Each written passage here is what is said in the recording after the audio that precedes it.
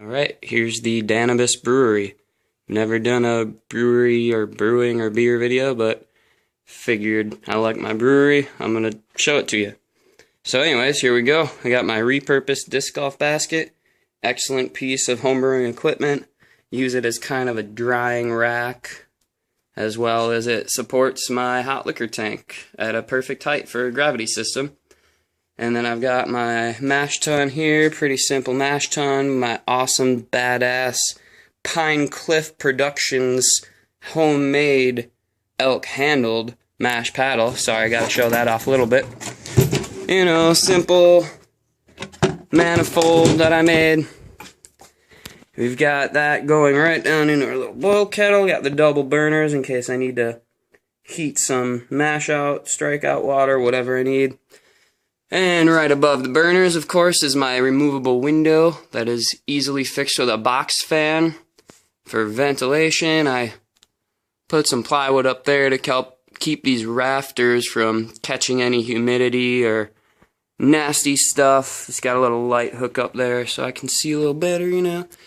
And yeah, then we got a little supply shelf over here.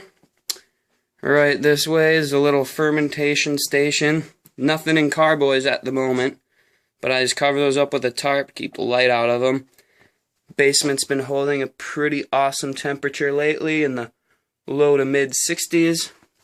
I do have a few cases worth fermenting under there. I only have the one keg, so I still have to bottle sometimes. And my favorite part is my separate but radically equal mill room. You know, why not keep that dust away from the fermentation? I got my mill up there, got my scale up there, extra baggies I might need. Got my 2-row, my various other malts, specialty malts, dark malts, stuff like that. Things that aren't barley. A couple buckets, just I use these, you know, that's my bottling bucket. I obviously use that for bottling, but also for scale, shelf, and getting her done. And yeah, it's pretty badass. And then the other kicker, now that I'm in a basement instead of a garage, I've got this big badass laundry sink. Nothing special, but if you're a home brewer, you can appreciate that. And then just right around the corner, normally this is a darker room.